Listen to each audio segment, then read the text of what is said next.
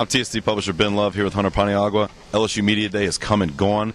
We got to talk to Les Miles, a number of the coordinators and the players today. We'll start with Les Miles. Hunter, what were some of your impressions from Les? Well, one of the things Les talked about was that new offensive line with some shakeups injury-wise, which he didn't get into too much with the injuries, especially Josh Williford and that reported concussion. But he did talk about Vidal Alexander moving to the left side, which sounds like it's a confirmed deal now.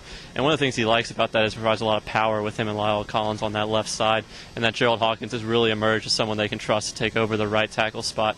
And another interesting thing he threw out there was, Anthony Jennings has kind of emerged as a number 2 quarterback. That's an interesting note to come out of that. He's kind of surpassed Steven Rivers a little bit.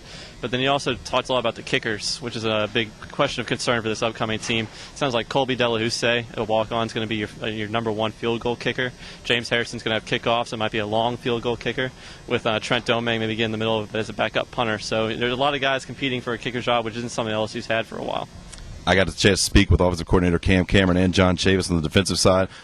With Cam Cameron, he talked about team offense at LSU and the fact that LSU doesn't have to be the way it's been in years past. They can be more explosive on offense. He said they're not concerned with yardage and doing those types of things because they do play within a team framework. Offense has to fit with the defense, with special teams, but still he thinks they could be a little more explosive this year, but they do have to play, as he called it, team offense. With John Chavis, let's talk about a lot of young players. He mentioned a lot of the defensive linemen have come and really impressed him. Melvin Jones, Kendall Beckwith, the linebacker, but the one guy he sung the praises of the most, Anthony Johnson, his junior defensive tackle, said it's the best fall camp that Freak has had to date at LSU. That's big news for Tiger fans. The players, Hunter, we got to speak with them today, but I think the most interesting thing is this is the only day of the year we get true freshmen.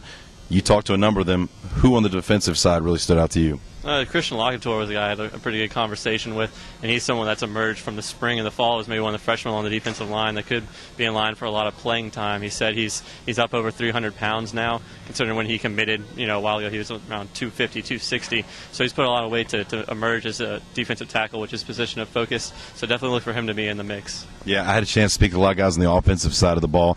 Anthony Jennings, the quarterback that you talked about, somebody that, he doesn't lack for confidence, but I think he's a young man whose head is in the right place. He said that to him, the second-string quarterback position is kind of an in-and-out thing with he and Steven Rivers right now. They're both taking some turns. I think Anthony's excited. He refers to himself, as does Cam Cameron, as a pocket mobile quarterback. He kind of defined that for me today, said it's all about being able to move within the pocket, but not always thinking run first. There are victories to be had down the field.